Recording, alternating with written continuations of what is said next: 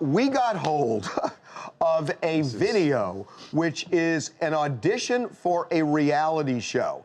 Now, the star of this audition is none other than Rick Singer, who is the ringleader in this college bribery scam. He is the guy who basically brought down Felicity Huffman and Lori Loughlin. And 48 others. 48 others. By copying a plea and spilling a lot of tea on how this whole thing went down. Now, get this. The reality show, the premise of it is the pressure of getting into college. It was shot in 2011. And he really wanted his own show. So it's just so crazy to watch this now.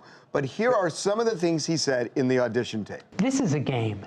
Just realize that this is a game. At some schools, giving $10 million isn't enough because $10 million makes no impact on their school.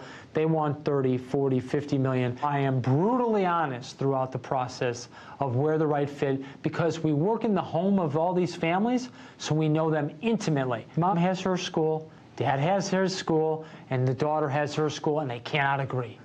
And they want to kill each other. I'm the coach, but I'm the psychologist. If I had an MD and I could be a psychiatrist and give them medicine, I would prescribe medicine for some of these families, moms and dads included. After all this chaos, the payoff for me is knowing that these kids found the right place to go to school and they feel great about themselves.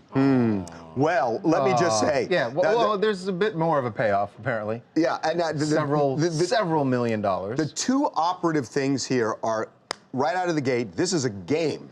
And the second thing, and maybe the bigger thing, is when he talked about 10 million isn't enough, what he's saying is, it used to be, and by the way, you look for this as the defense from Felicity Huffman and Lori Loughlin and the others, but he is saying that if you have a lot of money and you want to give $10 million to a university for a new wing of a library thinking you're going to get your kid in, $10 million doesn't bat an eye of the university officials. You need to give 40 and 50 million, and if you can't do that, then you go to Rick Singer. You go to Rick Singer, and I'll give you the cheaper. He's basically giving you the cheaper option on how to get in. What you should have done was gone to study hall, or take your ass into class, do some extracurriculars, volunteer, Peace Corps, wherever you gotta do whatever you gotta do to make sure you can get into college on your own merit, man. Now let me just give the defense of this, and I'm not going to take a position. I'm just going to say this is the defense that I think you can hear. Number one, what Van just said,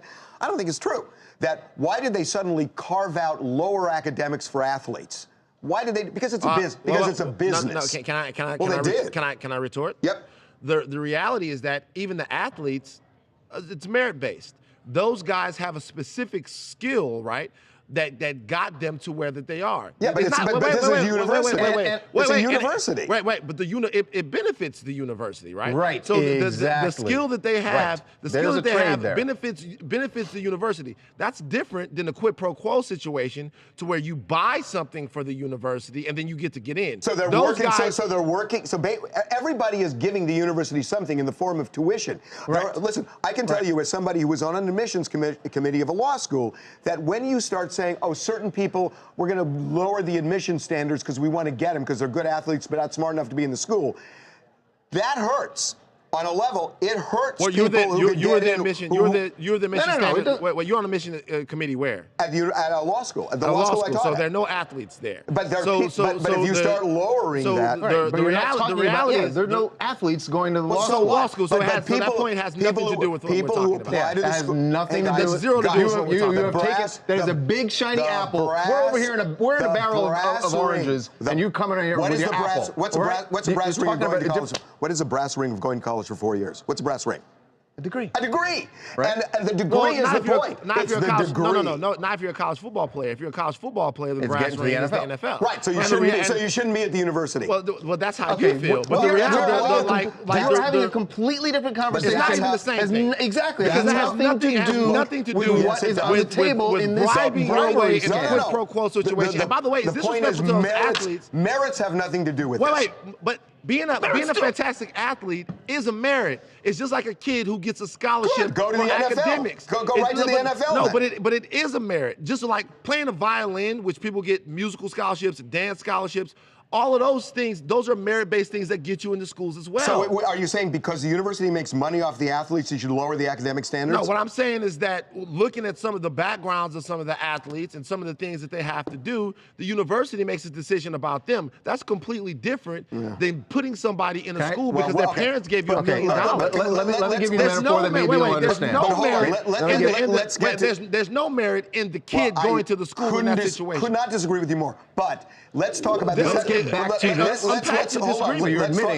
You're admitting you've gotten into a conversation that has nothing to do with this. I think it does. That I'm saying that that the merit system is flawed in these universities. But that said, people give $10 million for libraries. Right. Why? Not all, but why do you think some of them give that money? Certainly, so they can some of them give the money so they can curry favor to get a relative. But some of them do it to see their name up on a Which thing. is there are all kinds of reasons why they do it. And there's nothing wrong with that. There are others.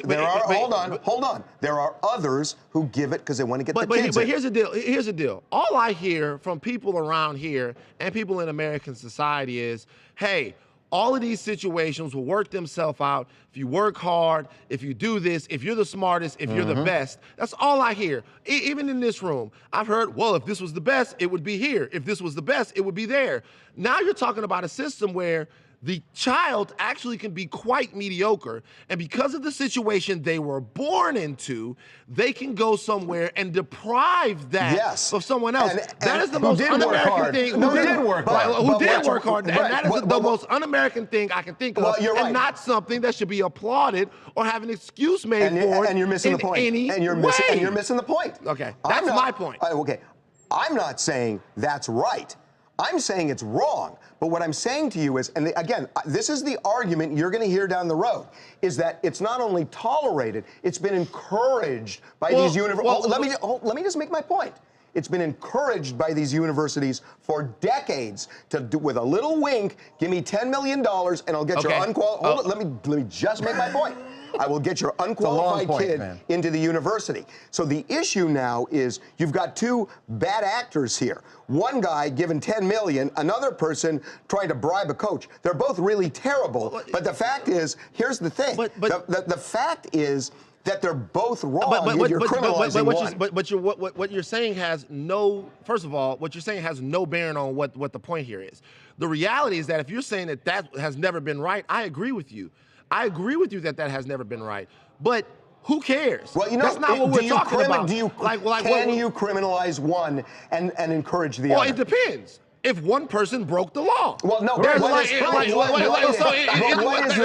that's very serious. So now you're having a conversation about changing the law.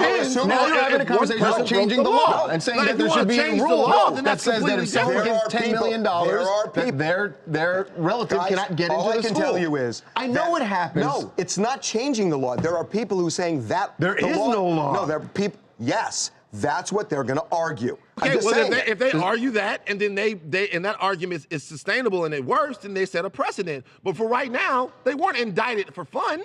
They were indicted because the feds think that they committed a litany of crimes. Right. And that's the way that goes. And now, it happens to be completely illegal. You're going to see a defense to this. We'll see. That how on earth do you tolerate one and criminalize the other? Well, I hope that's not the defense, because the feds normally, when they indict you, don't miss. Ask Tekashi 6ix9ine. Lori Loughlin better start snitching. Like, that's what I'm telling you. She better start telling right now.